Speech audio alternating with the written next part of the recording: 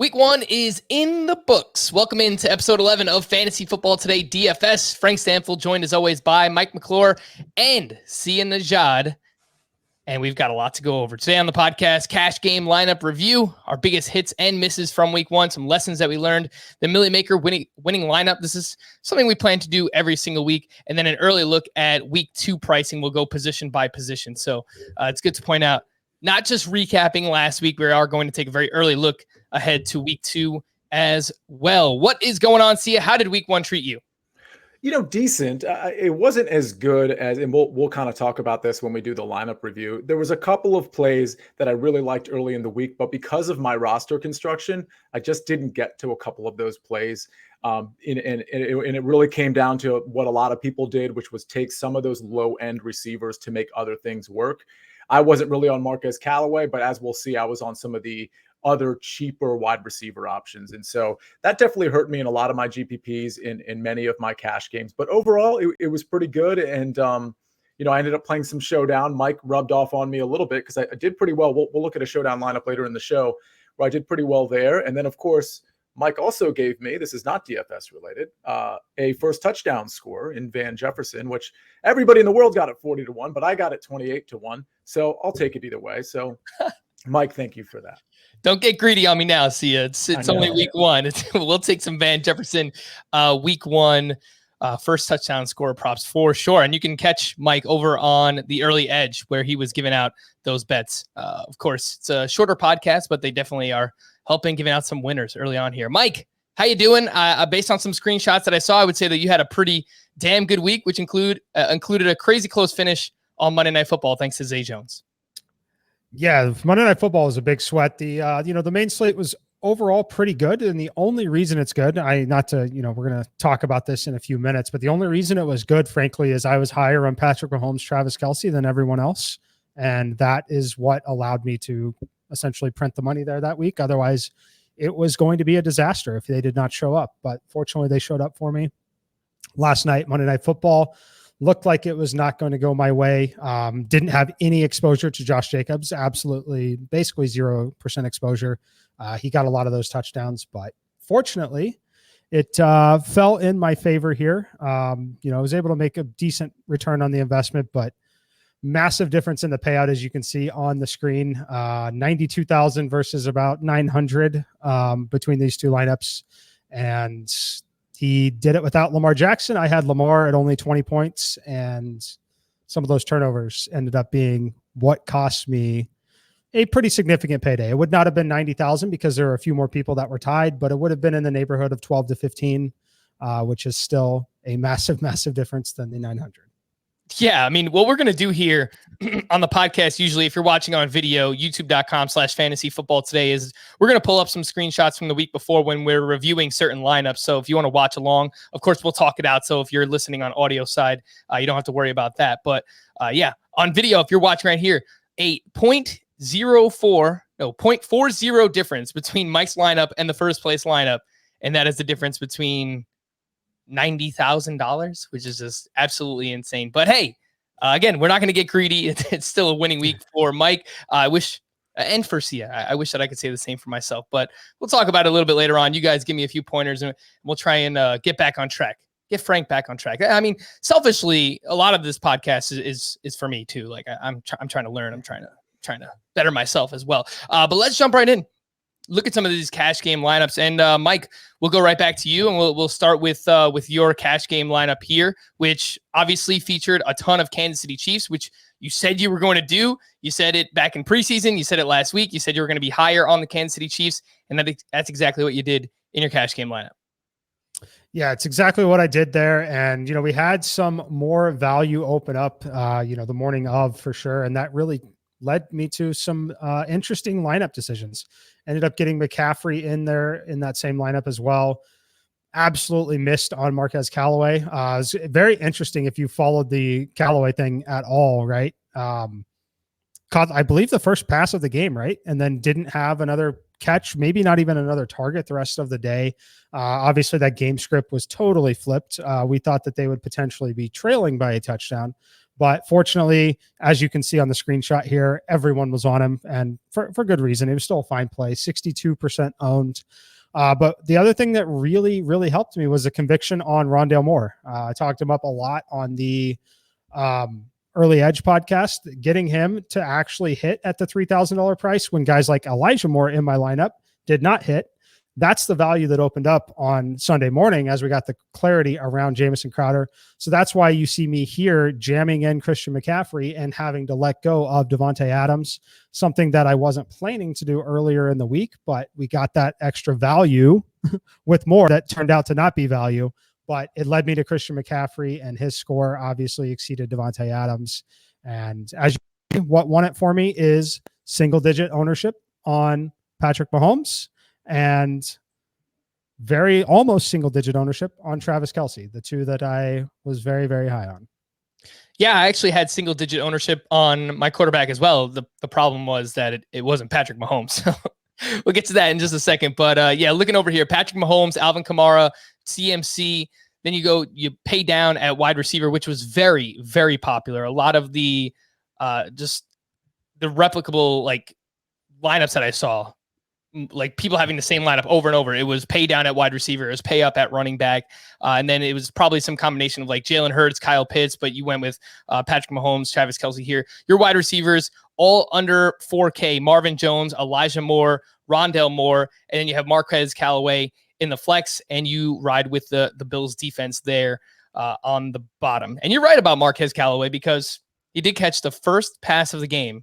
You finished with 2 targets on the day. Jameis Winston throws the ball 20 times, 5 touchdowns, only 148 passing yards. Just such a weird game there for the New Orleans Saints and the Packers. I wonder now, like, is Aaron Rodgers just kind of like mailing it in? Is he just kind of, is this his revenge tour against the Green Bay Packers? I don't think so. I think he had a poor start and wasn't up for playing in this game, but I think he loves the drama, whether he'll admit it or not. He's going to bounce back in a big, big way at home on Monday Night Football. We're going to have a showdown slate for that one too. It's going to be a lot of fun. But no, I don't think he's mailing it in at this point. Just a really bad week, got off on the, poor start. So only thing I want to mention on that cash game, I want to mention there when people look at it is it just illustrates that, especially when you're playing cash games, you do not have to be perfect. You see the number of the little ice emojis in my lineup, the number of single digits points in my lineup, and it still ended up being a top 10 to 15% lineup. You do not have to be perfect, especially when things go your way and you have that conviction on a quarterback that's single digit ownership like Patrick Mahomes. You do not have to be perfect. See, what were you going to say? No, I was going to say about that Packers game, one note there is Jeff Okudah looks to be out for the season. So not only does he get an already bad Detroit defense, but he gets them without their best defensive back. I mean, it couldn't be a better setup coming off of such a bad game. So he didn't look ready week 1, and there's some probably reasons for that. But I think especially now you have an extra day to plan for Detroit without their best defensive back. I mean, it's going to be an absolute field day, probably not just for the passing game, but the running game as well. Yeah, and Aaron Rodgers did not play in the preseason as well. There were a couple other quarterbacks that didn't play in the preseason, and you could see it around the NFL. I mean, there was some rust. It's week 1. It's definitely going to happen there. Mike, how nervous were you halfway through the Chiefs game when the Chiefs were not really doing much at that point? Yeah, I mean, I was a little nervous, but fortunately, even though they weren't doing a whole heck of a lot, Travis Kelce was still getting hit with some targets early in that game. And frankly, we want that team trailing. We want them to abandon the run for the most part. We want them throwing the football. We want them trailing to the point where they're at least I shouldn't even say trailing. We want a competitive game. We want a 1-score game either direction. We want them throwing the football. So it wasn't fun. I was obviously way more worried about the Callaway shares after the Elijah Moore 0, essentially, after my Bills defense landing at 2 points. I knew it was going to take an absolutely big day from Patrick Mahomes, but once I saw the ownership on it, I was like, okay, there's definitely a shot that this game really, really saves my day. All right, let's jump over to Sia and see what happened here with your cash game lineup. Sia, and I'll let you take it away here and kind of explain some of your thought processes. Yeah, so this one finished just outside of the money. So this one did not cash, but it's one of those things where it's funny because look at that lineup. It just doesn't look very good. I mean, obviously, very few fire emojis. I've only got 2 on there. A lot of ice colds, but this literally finished like probably, I didn't look at it, probably the 55 percentile. So just outside of the cash, which really tells me I was really just correcting one mistake away from easily cashing in this one. So again, to Mike's point, this really is a good time for everybody to recognize it's kind of easy to play cash and get, double your money, because all you need to do is be right in 2 or 3 places and you're going to be good to go. So I started with Jalen Hurts. You'll notice that I didn't stack him. It's a cash game, so I certainly didn't have to. Jalen, I'm going to get the passing yards. I'm going to get the running yards. I probably could and should have stacked him with Devontae Smith, but I was more willing to speculate on other rookie receivers that were just going to be cheaper and going to allow me to do certain things that I wanted to do. So I put in Dalvin Cook, which is a little bit of a curious move. I mean, I probably should have paid up for CMC, seeing as though I was really big on Kirk Cousins and that passing game last week. If you recall our shows, I thought Thielen and Jefferson were going to have great games. So I probably should have backpedaled on Dalvin and put in CMC there. Gibson just seemed like a good value, particularly for cash. Julio Jones was probably the big mistake. I don't really know whether to call that a big mistake in reality. I mean, the game script was so perfect for Julio and AJ Brown. It really doesn't make sense that Julio was this bad, but it ends up being a mistake. It was a low owned guy. Obviously, if he gets a touchdown or 40 or 50 more yards, I'm good to go there. Tyler Lockett was a guy I was on all week. The real problems came down to Mike Davis and Elijah Moore. Elijah Moore, now that I think about it, if I just come off Julio Jones, I would have been able to go up to probably Corey Davis or go up to Christian McCaffrey or both, or maybe get Marvin Jones, which was definitely a better play. Because Elijah Moore, now that I think about it, it was a little too speculative because we hadn't actually seen him. Whereas with some of these other guys like Marvin Jones, for example, or Corey Davis, we had actually seen it. So we kind of knew what was going to happen there. I'm not really too disappointed in the Mike Davis move. It just didn't really work out. I thought he'd catch a few more. Texans defense worked out for me for the most part, considering I was punting. And then I took the Kyle Pitts chalk because it's cash, and I figured I may as well. So the big mistakes there, if you want to call them mistakes, was definitely Elijah Moore. And maybe I probably should have come down off Julio Jones there. Yeah. I don't think you were wrong about Dalvin Cook, though, because this is the lineup that I kept seeing in cash, and it featured CMC, Dalvin Cook, and Alvin Kamara. Had all 3 running backs, and then a bunch of people were spending down at wide receiver. Marquez Callaway, Marvin Jones, Elijah Moore. I saw Rondell Moore in some of those lineups as well. So that was the plan, I think, for most people in cash, was pay up for running backs, pay down at wide receiver. A lot of Kyle Pitts was very popular, and then Jalen Hurts, which, again, I had him in my lineup all week, and then I switched off last second, and I'll talk about that. But I even saw Mike Davis in a few lineups, and I don't his usage was still pretty good, all things considered, for the Atlanta Falcons in that game. Though, I mean, just overall, the Atlanta Falcons looked absolutely lost there. So, that was a mess of a situation there. But I'll pull up my lineup here, and we can kind of pick this thing apart. And the main thing was that on Sunday morning, I switched off Jalen Hurts to Ryan Tannehill. And I don't know why.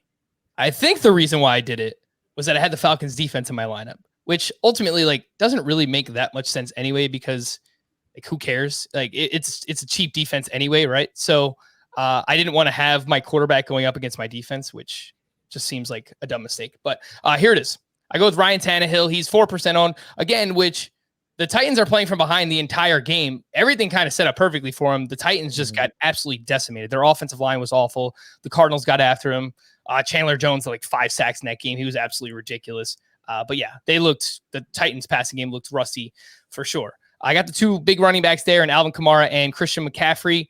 Wide receiver, I had Marquez Callaway. I actually rocked with those 4 to 5K wide receivers, T. Higgins and Corey Davis, which worked out very well. Corey Davis had a monster week. I had both of those guys right around 13% ownership.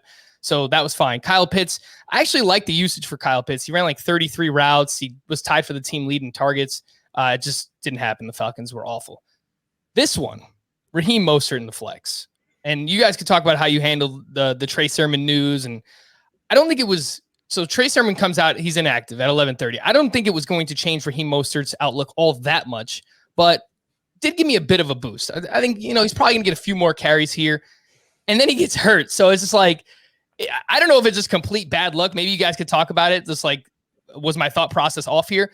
I originally had Chris Carson in this lineup at the flex. I take him out. I put Raheem Mostert in there. I think Raheem Mostert was like $100 cheaper. And then I see all these San Francisco running backs scoring points. Elijah Mitchell and Jermichael Hasty scores a touchdown too. And I'm just like, that all could have been Raheem Mostert. So I think for me, like going off of Jalen Hurts to Ryan Tannehill, and then I just kind of ran bad with Raheem Mostert getting hurt. But Mike, what do you think about this lineup overall? My cash game lineup. So I think that you ran bad. There are two things that I'd like to see you do in the future. Number one, even though Tannehill is mobile, I would love to see him handcuffed somewhere with one of the pass catchers. And then the actual, which I'm not trying to be mean, but you did make a massive mistake that I want to teach, because I think it can save you and help you a lot. And I think you're probably going to talk about it later in the show. You have Alvin Kamara in the running back spot, even though his game is a late game. He should be in your flex spot, so you have ultimate flexibility to late swap later on. So what would have happened in the general here, you would have seen Mostert, who would have been in the running back spot up there. You would have seen him get hurt. You would have known, okay, crap, I can't play a 51% owned player now in Alvin Kamara. You have him in the flex spot at that expensive salary. You could go swap to someone like Tyreek Hill, get some exposure to that Chiefs game. You could run a double tight end with Travis Kelce. You could do all sorts of different things just to get different enough, because at that point when you had seen that Pitts wasn't doing anything, your defense was at 0, and then Mostert was hurt, you likely would have wanted to understand, okay, look at who I've got coming up. We know that Kamara is going to be the chalk. There's a very low probability of this lineup cashing now, because half the field's going to get the same points that I am. So that's the only thing. It's a great teaching point. It's something that everyone does. And frankly, if you use a lineup optimizer, sometimes they don't even have them programmed correctly to put the players in the right spot. But you always want to make sure that your flex player, because it's likely a running back or a wide receiver, obviously, you want to make sure that whoever is in that spot is the last game of the day, the last game on your slate. So if you're all 1 p.m. players, it doesn't matter. But in this case, when you're playing someone that is in a later game, you want to give yourself the ultimate flexibility to make swaps based on any sort of injury news or that scenario when some parts of the lineup do not succeed. And by the way, Frank, if your lineup looks busted in the same way that we're talking about with Mostert, moving off of Callaway would have also been a decent idea, because he's probably going to be the chalkiest guy. So you could have moved off Callaway depending on what you had left over to, Jalen Waddle or one of the Browns receivers like Schwartz. I think a lot of people might have gone Donovan Peoples-Jones, which wouldn't have worked out. But there were plenty of receivers. So it's just such a good point by Mike. And it's like the prototypical moment to take advantage of late swap. Whether you have Mostert in the flex or not, like, because that it's true, that is a mistake, but you could have also done it with Callaway too. You just had locked in to receiver spot for the afternoon games. So I actually should have hit you guys up, because I was going to swap off Kamara and Marquez Callaway. The thing was, I was right behind the cash line going into the afternoon game. So I thought, all right, look, if these guys have monster games like I think they do, like, yeah, everyone's going to move up, but I think I'm going to move past some people as well. So I was right behind the cash line, and then obviously Marquez Callaway puts up the dud. So, that doesn't come through. But I was going to swap to Jarvis Landry and Myles Gaskin, and Landry put up 19 and Gaskin put up like 12 or 13. And I would have cashed if I did that too. So it was something that I was looking at. I could have taken Marquez Callaway out for like Tyreek Hill and I don't know, went super cheap at running back somehow. But yeah, I mean, these are all things that I considered, but I think it's a good learning point there for sure when it comes to the cash game lineup. That, like the Tannehill, Jalen Hurts thing, like that point difference is the reason why I didn't cash there as well. So I mean, that's just annoying. And then the Raheem Mostert thing. So all those things compounded. I was pretty annoyed. And then I had to start prepping for a baseball podcast Sunday night. So I'm like, oh gosh, what a great week one this was. All right. So those were, that was my biggest blunder of the week. My biggest whammy, I guess you can call it. But would you guys like to highlight some of your biggest hits, maybe some of your biggest misses? You already talked about some of them here, but see, we'll go to you. Some of your biggest hits, some of your biggest misses from week one. Yeah, you mean in terms of players or in terms of tournaments? It could be, a lineup that you put together that hit well. It could be a player that you were on or a player that you were on that didn't hit. Well, I'll tell you, the biggest misses were those low end receivers. It's one thing, obviously I play a lot more GPP than I do cash. So it's open season to speculate there, but I think I probably got just a little bit too speculative with the Elijah Moores of the world. I mean, it did make sense, don't get me wrong, to play Elijah Moore and some of these other low end guys. Rondale Moore actually ended up working out to some degree, but I mean, just paying up for Marvin Jones or finding a way to get up to Corey Davis, who we all liked. If you recall, that was my value play, last Thursday when we went over those guys. It doesn't make a lot of sense for me to have come off of those guys, especially in my cash lineup. So that was a pretty big miss. I'll tell you off the top. And by the way, Mostert was a miss too, because I had a lot of Mostert, especially when the Trey Sermon news came out. I mean, listen, he was going to smash. He was going to do everything and maybe then some that Elijah Mitchell did it. And by the way, he had 2 carries. You know what he averaged in those 2 carries? Yards per carry? 10 yards a pop. Exactly. So, I mean, that wasn't going to go away. Actually, Mostert's best game is in the second half when the defense is worn down and he just piles through them and, runs 22 miles per hour to the end zone. So that was not a mistake, but it's just one of those things that didn't work out. And that's sometimes that's going to be just the role of injuries. But I would say a hit would be, I was really big on Adam Thielen and Tyler Lockett. And I think if I had sort of stuck to those constructions with, let's say, Thielen, Lockett, and DeAndre Hopkins, for example, and then let's say I just went really cheap everywhere else, including the running back, and I just tried to find as much value as possible. In GPPs, that construction would have been really good because it would have been different because most people were paying down at receiver and paying up at running back. So reversing the script on guys that I liked at the receiver position would have probably really helped just get me different. If I was able to find the value at running back, then it would have gotten me it would have gotten me some big wins. The Marvin Jones thing too. He was my value play of the week last week. And then I didn't even put him in my cash game lineup. And then, I mean, that was frustrating because it was literally like at the buzzer, right? And Marvin Jones scores that touchdown. So yeah, a lot of things went wrong for me there in that lineup, but I do take the blame for some of the mistakes that I made myself as well. Mike, some of your bigger hits and misses from week 1? I mean, the big hits definitely still that Kansas City Chiefs thing. And then the mid-range in some of my tournaments. I went mid-range at running back there. Hit pretty well with Chase Edmonds and Chris Carson. Carson in the tournament I played in a 3-max tournament, 2.3% owned. Chase Edmonds, 8% owned in that one. Bringing it back on Jarvis Landry. I think we might have that. I don't know if you have that lineup to pull up or not, but if we do, I just hit all across the board there. And then what I did wrong was basically the same thing. After I started having some, trouble in the cash game lineup with Elijah Moore and the defense, I probably should have swapped off of Callaway. Same exact story there. I was struggling. I already had 2 value plays that hit. I knew that Callaway was the most popular player on the slate by a wide margin, and I left him in there. Obviously, it still worked out for me there, but it was definitely something that I should have swapped. And then I think the second thing is I was willing to play so much Callaway. I was willing to get onto Elijah Moore on the day of. I was willing to play Marvin Jones, but for some reason, I was not willing to eat what I presumed to be the chalk on some of the Bengals wide receivers, which ended up scoring relatively well. And I completely excluded them from my player pool, did not use them in any of my 5 lineups.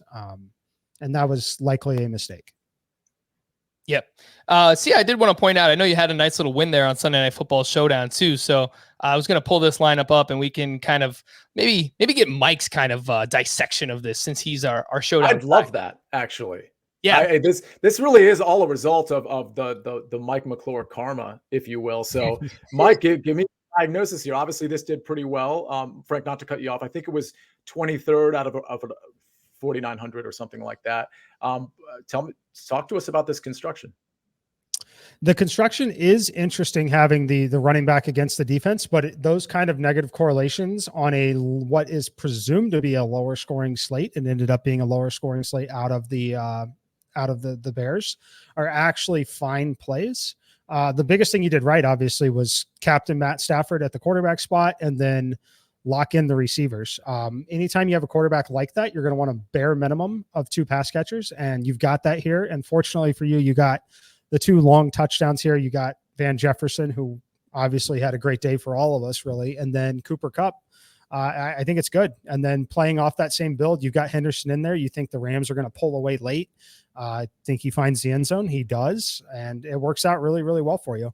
I think what you did that most people wouldn't do is play David Montgomery against the Rams. But that Rams at that price, I mean, that's what allowed you to cash nicely and kind of still having that conviction on David Montgomery in there. Yeah, it's interesting because the reason I put Montgomery in there was because I just thought he was, and I might be wrong about this because Damian Williams got plenty of run, especially late, but I thought he was kind of game script proof because, and especially with Andy Dalton, I thought he'd see a lot of dump offs. We know he's a pass catcher, but to your point, I think that the point you're making maybe is try to get Allen Robinson in there or some sort of pass catcher because of the game script that I'm going with here. Yeah. Typically you would want to, even though this worked out for you, and likely if it would have been Robinson, it worked out better. But yeah, definitely what I would have probably done is I would have went full on Rams. So I would have, instead of Montgomery, I probably would have played someone like Darnell Mooney, a little cheaper wide receiver there, and then get another pass catcher on the Rams, whether it's Higbee or whoever, if you can, depending on salary, and just go full on Rams onslaught with non-number one wide receiver, because if number one wide receiver is really, really, really going off, the game, the onslaught's likely not working. What you want there is wide receiver 2, 3, tight end, whatever, because they're likely locking down the number one wide receiver, which is why they're struggling and losing the game. But yeah, overall, it's a great build. From a pure game perspective too, that would have made sense to build that way too, considering that we had Jalen Ramsey going up against Allen Robinson. So even more so reasons to lean into the wide receiver 2 or wide receiver 3 for the Chicago Bears. I actually had a similar lineup. See, the only thing I did differently was I used Robert Woods instead of Cooper Kupp. So I had I had everything else 5x1, same exact thing. But yeah, yours worked out a little bit better there with Cooper Kupp. So good stuff there. Any other lessons you guys wanted to reveal from week 1? I know for me, I think I left too much for Sunday. So whether that's creating more lineups on Fridays and Saturdays moving forward, maybe even earlier in the week than that, maybe Thursdays, start to look at lineups. But I mean, we're busy, man, right? Like we're all adults. We all have stuff to do, like errands to run on the weekend. I mean, see, you have kids, so I can't even complain. I don't have any kids, but it's hard. Like I think I just left too much for Sunday, and then I'm scrambling. I'm trying to make lineups, and actives are coming out, and I'm trying to get Raheem Mostert into lineups. So I think for me, time management and creating lineups maybe a little bit earlier is something that I want to do differently moving forward. Fair enough. I mean, one thing I'll say is, when it comes to week 1, and this goes for the betting market as well, try not to overreact to what you saw. I mean, there's a lot of things that you saw that are going to hold true for the rest of the season. But for example, the Tennessee Titans thing worries me a little bit. And by the way, I should have mentioned in sort of one of my wins this week was I was super overweight on Kyler Murray and DeAndre Hopkins. The problem was my run back, and I had a little bit of Chase Edmonds too, but my run back just didn't pay off. Whether it was AJ Brown kind of paid off a little bit, but not even close to what I wanted. And then Julio was just absent essentially. So I guess my point is, when it comes to Tennessee, I know Arthur Smith isn't there anymore, and that might have a heavy impact, but it's not like I'm going to ignore Tennessee at Seattle this week with a 53-point total. You know what I mean? So like, don't just take what you saw in week 1, whether it's with respect to a fringe player or whether it's with respect to a team, and make your decision on how that team is going to be the rest of the year. We need a 3 or 4. We talked about this before in terms of sample sizes and bankroll management, sort of that 4-week timetable, 3-week timetable. I think that's enough for us to get a really good idea of how these teams are going to play. And on top of that, I think it creates a great opportunity to buy low on these players. I mean, you hear the term buy low a lot in season-long fantasy, which is obvious. A player struggles, you try and trade for him from another team. But I think the same concept holds up in DFS. People are so reactionary to the week before that if you find an Allen Robinson who didn't have a good game and we're getting him at 6,200 in week 2, I mean, like that's a pretty good price for what I consider one of the alpha wide receivers in the NFL. So something like that, or even a running back like Ezekiel Elliott, if we're getting him at lower ownership because of what we saw in week 1, I think that creates some buying opportunities for those. Mike, any lessons that you had from week 1? Just need to be more disciplined on following the actual action during the day and making some of those late swaps, even though they're uncomfortable at times to make. But I think that was my personal biggest takeaway, is just need to be a little sharper on some of that stuff. Yeah, you and me both. We kind of take advantage of that late swap. Before we hit the break, I do want to promote, we are going to have another Fantasy Football Today DFS contest this week. We do apologize. The first one did not run in week 1. We got a little overzealous. We set it for 200 entries. This one this week will be 100 entries, $5 per entry. Top 10 will get paid out. The link is in the episode description. We'll tweet it out a bunch of times throughout the week as well on the FF Fantasy Football Today Twitter account, on all of our Twitter accounts, or you could find the link in the contest description in the podcast description, not contest description. So if you want to play with us, feel free to do that. We're going to take a quick break. When we return, we're going to take a look at the Millie Maker winning lineup. We'll do that next here on Fantasy Football Today DFS. All right, so let's take a look at this this Millie Maker winner from week 1. And honestly, when I first saw this is a weird lineup, man. Like, there's not a lot of correlation going on. I don't know what's going on here. So I'll read it out to you, and then you guys can kind of react and tell me like how this worked and what didn't. But they go with a Joe Burrow stack here. They have Burrow. They have Joe Mixon. Mixon, by the way, looked awesome, and I loved his usage. He had like 33 touches in week 1. He has a chance to be awesome this upcoming season. He had T. Higgins as well. So you have the Burrow, Mixon. T. Higgins did not bring it back with anybody on the Vikings side. The other running back that they had in the lineup, Melvin Gordon, who breaks off super long 70-yard touchdown run in that game against the Giants late. At wide receiver, Tyreek Hill, Deebo Samuel, tight end, Travis Kelce, Marvin Jones, who scores a touchdown late. And then the Cardinals defense at 1.3% ownership, which yeah, I mean, technically that's the winner right there. That's a slate breaker for him. He gets him sub 2%. They put up 16 DK points there. Mike, what is going on with this lineup? It's a weird one. Yeah, it's definitely not a good lineup, to be honest with you, which might sound weird because jokes on me, guy won $1 million with this lineup, but it's not a good lineup at all. The reason why he won is the Cardinals defense and the combination with Deebo Samuel there. Big ceiling game out of Samuel. But overall, yeah, not great. Not a lot of correlation, just perfect storm where everything went right for him or them, whoever's lineup this is. And the other combination is a lot of the chalk busted, which brought the scoring down a little bit lower than it might normally be.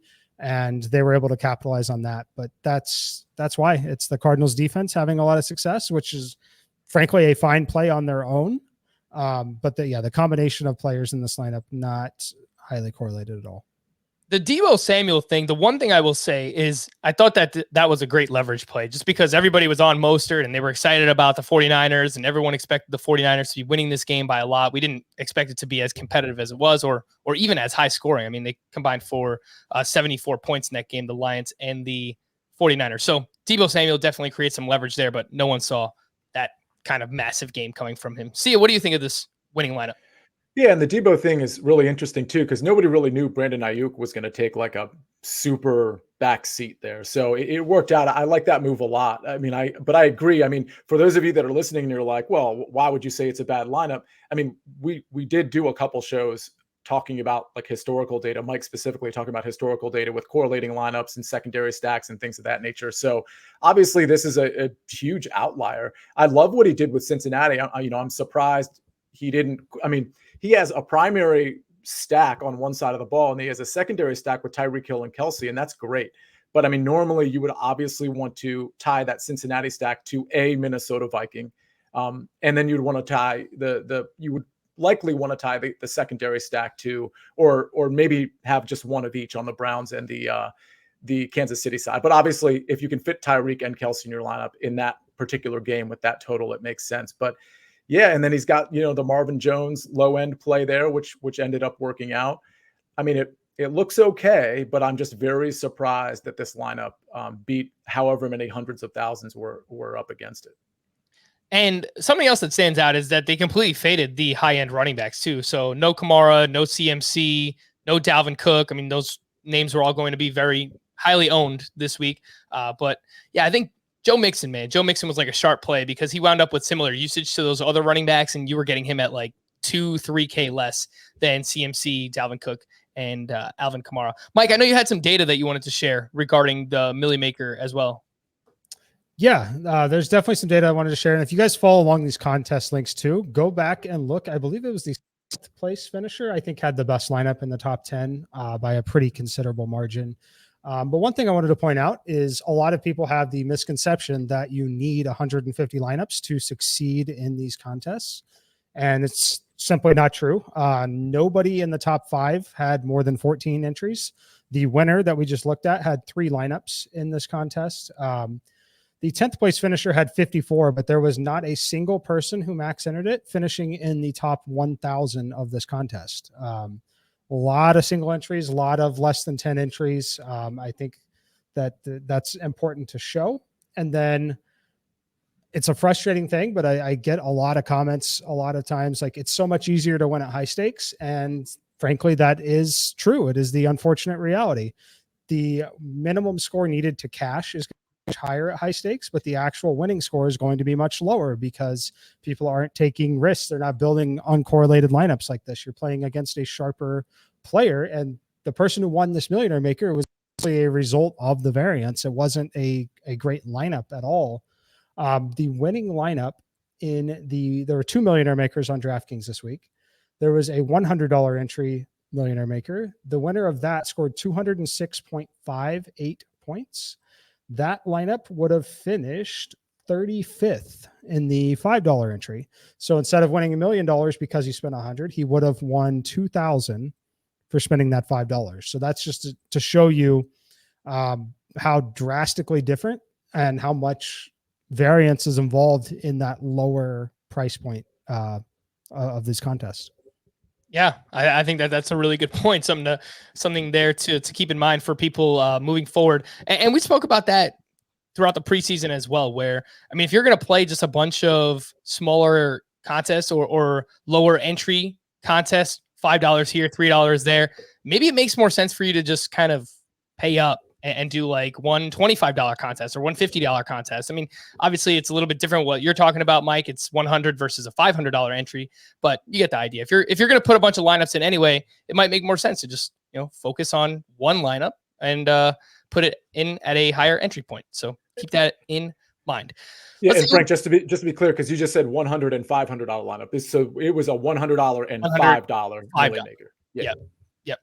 Thank you there. All right, so let's take a look at week 2, some early pricing here. I'll pull up DraftKings and you can follow along. We'll look at some of the names here that are standing out early, but there is no Patrick Mahomes. There is no Lamar Jackson on the main slate in week 2. They either play, I think it's Sunday Night Football. Yeah, they play Sunday Night Football next week. So they are not on the main slate here, which means there is only one quarterback over 8K, and that is Kyler Murray, who is coming off his massive game where he threw for nearly 300 yards, 5 total touchdowns, 1 rushing touchdown. Cardinals offense just looked absolutely awesome, and combination of the Titans defense looking pretty bad as well. And I think one of the more popular, 2 of the most popular games this upcoming week are going to be the Seahawks against the Titans, because for the reasons I just mentioned, Titans defense not very good. And then the Cowboys against the Chargers. And you're seeing a lot of mid-tier quarterbacks there. Russell Wilson, 7,500. Ryan Tannehill on the other side, 6,300. And then Dak at 68 and Justin Herbert at 67. Sia, any thoughts here up top at the quarterback position for week 2? It's hard not to like Kyler Murray and Russell Wilson. I'll start there. I mean, I was overweight on Kyler Murray last week. I don't know that I'll be overweight on him this week, but I definitely like him. I don't see how Tennessee slows down Seattle. I don't think Seattle is the offense that Arizona was last week, but I think it's pretty close. And so I think that, I mean, I'm gonna have some Kyler Murray. I'm gonna have some Russell Wilson. And then I'll probably drop down. I may consider, and we'll talk about it more on Thursday when we get kind of deeper into these lineups and constructions. But Dak and Justin Herbert are interesting to me. But honestly, Jalen Hurts is probably the most interesting. And if I'm going really cheap, I'd probably be like Kirk Cousins. But I think Jalen Hurts against San Francisco, I think he's going to have, I mean, listen, we saw what Detroit did. Most of that was garbage time, don't get me wrong. But San Fran has another injury already in the secondary, with Jason Verrett being out for the year yet again. So I just don't think, and that's not a huge deal overall, but it's a big enough deal to matter. And I think Jalen Hurts and this offense are really going to be able to move the ball. I see this being a really big time back and forth game. So I like Jalen on the cheaper end. Jalen Hurts, by the way, his last 5 starts, 1 this year and 4 last year, 60 rushing yards or a rushing touchdown in each of those games. So again, just he gives you such a safe floor with that rushing ability. And honestly, he looked much better as a passer in that game against the Falcons. Falcons defense, I don't think they're going to be very good, but overall, I mean, the throw that he had to Devontae Smith, that was just a perfect throw. He dropped it right in the basket there. And then the one to Dallas Goedert, I mean, he zipped that in there, and that was a really, really strong pass. So I liked what I saw from Jalen Hurts as well. And I agree, yeah, at 6,500, I think an opportunity to buy low might be Josh Allen at 7,200. He was going up against the Steelers last week, did not perform well. Another tough matchup here in week 2 at the Miami Dolphins. They boast one of the best secondaries in the NFL. Some 6K standouts, sub 6K standouts for me. Joe Burrow at the Chicago Bears, 5,800. We just saw him in the Millie Maker winning lineup. Tyrod Taylor, who we talked about last week, he performed pretty well. I mean, the entire Houston Texans, I don't know if that's like because the Jaguars are just one of the worst teams of all time. But yeah, Tyrod, 5,500 at the Cleveland Browns. Mike, any takeaways here from the quarterback position? Maybe some of those cheap names that stand out. Would you be looking to buy back in on Josh Allen at 7,200? Yeah, I think the question, honestly, is going to be really somewhat interesting between Josh Allen and Dak Prescott. But I think Dak's going to end up popping really, really hard in the models here. 6,800, I think, is simply too cheap. And then it's going to be Kyler Murray, Russell Wilson. I think there's still going to be enough value across the board that you're going to want to take advantage of those two quarterbacks. I think Jalen Hurts is fine. I will probably, after having so much success there, watching this San Francisco defense get carved up, I think the ownership will be a little too high for me to participate in that. I think that it'll be, I've talked about it a few times on the episodes, but in real football, running backs just don't matter, right? And we've seen that a lot. In fantasy football, the actual quarterback you choose doesn't really matter all that much, as long as you choose the group of the right 5 of them. So I'm always going to play the ownership game, just like I did in week 1 with Patrick Mahomes. The scoring is just so evenly distributed for the most part between those players that like I said, I'm always going to play the leverage game, and that's going to be my ultimate decision maker. And as of right now, it's still obviously very, very early, but I do anticipate Jalen Hurts being quite popular there just because you're saving $300 or up to $700. Not things that people like to miss out on. They like to save money, even if it's small, even if it's something as small as $200. So I will likely be above the Jalen Hurts threshold on the quarterback next week. At the running back position in week 2, we see the big 3 running backs here. Christian McCaffrey up at 9,900. He's going up against the New Orleans Saints. Dalvin Cook at 9,100. He is at the Arizona Cardinals. And then we have Alvin Kamara, who is 8,800 at the Carolina Panthers. I've already excluded Derrick Henry from the big 3. It used to be a big 4. Now it's a big 3. That's probably too reactionary as well. Though, for Seattle last week, they gave up a ton of work to Jonathan Taylor and Nyheim Hines, more so as pass catchers. And we know Derrick Henry is not going to be used in that capacity very much.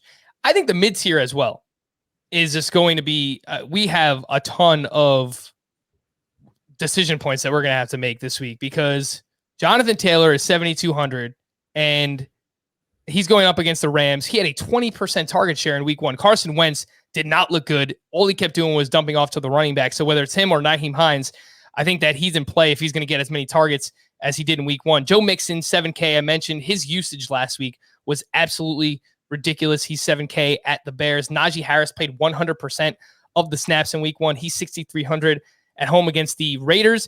Zeke is only 6,200. David Montgomery is 61. Chris Carson is 61.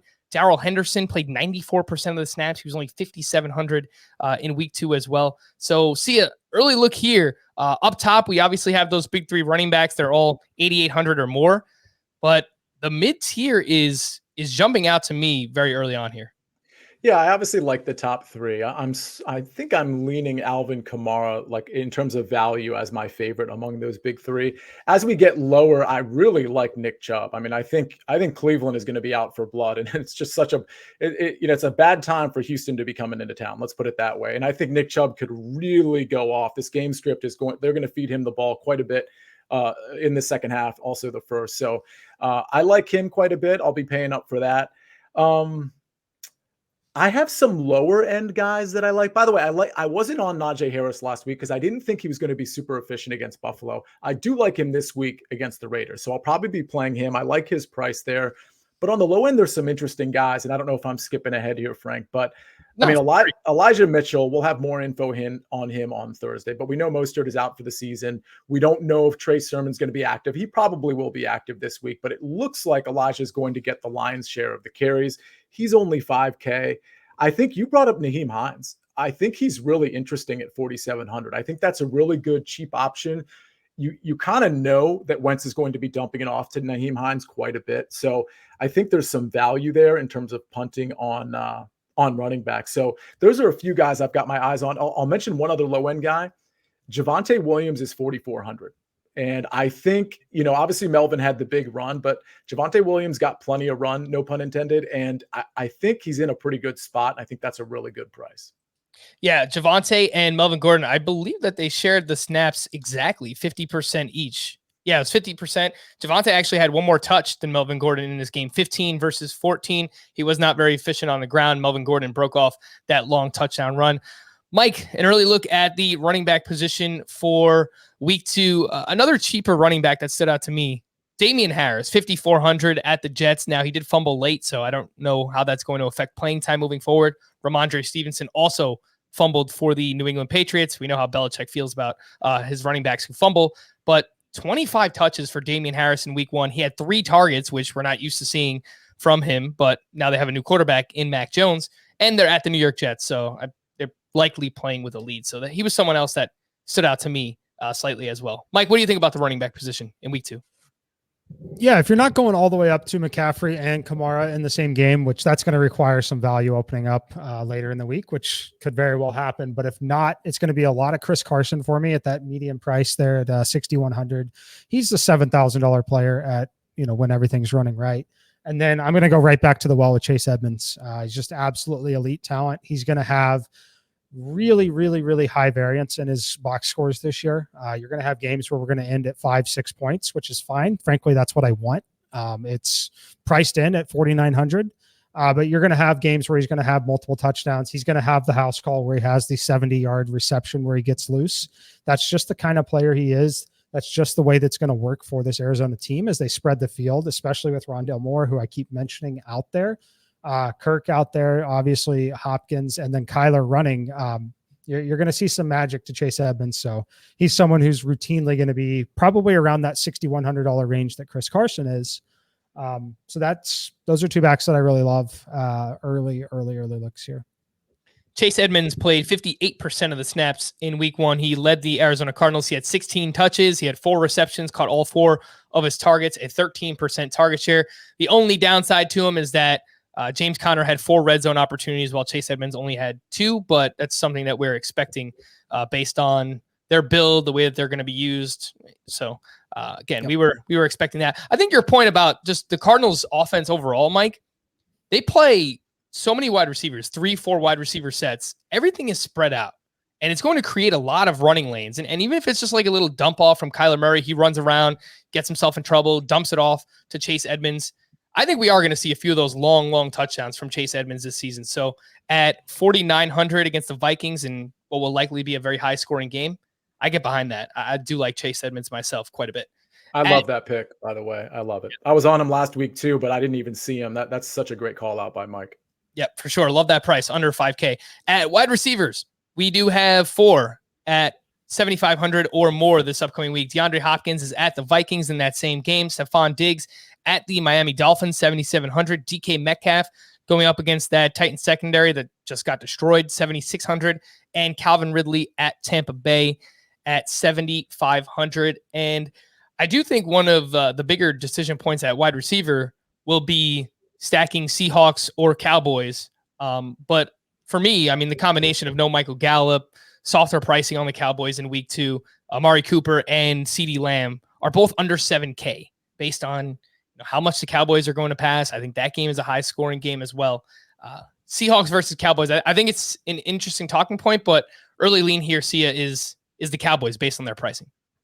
Yeah, I like the Cowboys. There's also a punt receiver in there that you could probably play in Cedric Wilson, who I believe is 3,100. So I think there's plenty to go around with the Cowboys. I like CeeDee Lamb the best personally. So I like him quite a bit. Other receivers, I mean, there's so many good games to choose from. We'll talk about some of the high-end guys more. I mean, I like D-Hop. There's a lot, but let me just talk about a few punts that I like. Devontae Smith's 5,400. So if I do like Jalen Hurts in that San Francisco game, that's obviously a decent stack. And forgetting about punts for a second, Frank, you mentioned the price of the Rams receivers before we went live, and Cooper Kupp and Woods, they're 6,000 and 5,700 respectively. So I think those are really low end prices for guys who are definitely going to get peppered with targets. I think Rondale Moore is back in play. I understand Christian Kirk got a lot of run, but I think in terms of the touchdowns, but I think Rondale Moore, I think this whole season he's going to enjoy quite the target share for a rookie. So I like him as well. And let me give you maybe one more punt. Let's go with, you know what? Forget about the punt. I like Antonio Brown against the Falcons at 6K as well. Yeah, Antonio Brown, 6K. You just mentioned that. I mean, he is, I would assume, the cheapest of the three Tampa Bay wide receivers here. Godwin is up at 66, and then we have Mike Evans at 61. So, all right, the pricing is getting a little bit closer between the three there. So all between 6K and 6,600 this upcoming week. Mike, some sub 6K wide receivers that stood out to me. Devontae Smith, 5,400. He looks like the number one pass catcher for the Eagles last week. Corey Davis, once again, 5,300. He's pretty cheap. I think he'll be the number one for the Jets. Jamar Chase is at 5K. This one I just didn't get. I mean, he had a monster game. I get that they have three wide receivers, but he's only 5K at the Bears, and I don't think the Bears secondary is anywhere near as good as it used to be. And then Laviska Shenault, he's 4,900. He's going up against the Broncos, who I do think have one of the better secondaries in the NFL. But they just got shredded in the slot last week by Sterling Shepard, who went for over 100 yards. He had a touchdown. So Shenault let us down last week, but that might create that buying opportunity. What do you think about some of these lesser wide receivers and anyone else that stands out to you at the position? Yeah, so it's going to be really interesting. I'm running my numbers for the first time of the week right now alongside, and I can pretty confidently tell you I will not have a wide receiver under $6,000 outside of Cedric Wilson for the Cowboys. And that it'll likely be, well, not likely, it'll 100% be in stacks where I've already got at least one, maybe two other Cowboys receivers. But for me, it's going to be Dak Prescott, Amari Cooper, CeeDee Lamb with a run back of Keenan Allen. Talked about it a little bit here, a lot on the early edge, but the pace of play for the Cowboys, they're going to lead the league in pace by a considerable margin. It's going to lead to more plays. They're likely going to be ahead at times in this game. Keenan Allen peppered with 13 targets in that last game. No reason to think he's not going to see double digits pretty much every week as long as he's healthy. So the absolute steal at $7,000 there. Other players, I'll pay up for DeAndre Hopkins a little bit. And then you already mentioned the Rams receivers if you're not interested there, but I can already tell you for the most part, the value on Cooper and CeeDee Lamb with Dak Prescott far exceeds anything else that I can plant the flag right now and tell you there will 100% be in my lineup. Nice. Yeah. Cowboys and Chargers is going to be a very popular game this upcoming week, and rightfully so with that pace of play, as Mike mentioned. At the tight end position, we got the big boys up top. Darren Waller, who had almost 20 targets on Monday Night Football, just absolutely ridiculous. Awesome game for him. He's 7,600. He's at the Pittsburgh Steelers. George Kittle is 6,400. He's at the Philadelphia Eagles. Kyle Pitts did get the bump. He's up to 5,200 at Tampa Bay. Did not do what we expected him to last week, but I mentioned the usage. I liked 31 routes run on 44 Matt Ryan dropbacks. He had a 24% target share. That's elite usage for a tight end. So Kyle Pitts at 5,200. And the name that stood out to me just early on here, 4,100, Tyler Higbee. Played 100% of the snaps, 25 routes on 28 dropbacks. I really liked his usage. I liked him in season long too, coming into the year if you missed out on that top tier of tight ends. So see any leans here at the tight end position? Agree with you on Tyler Higbee. I love the price there. As we sort of creep up in the pricing, I think Dallas Goedert is interesting. I think that's a pretty good price at 4,600 on DraftKings. And Kyle Pitts, I'm curious to see where the ownership goes. It's probably going to remain high, especially since this total is really high.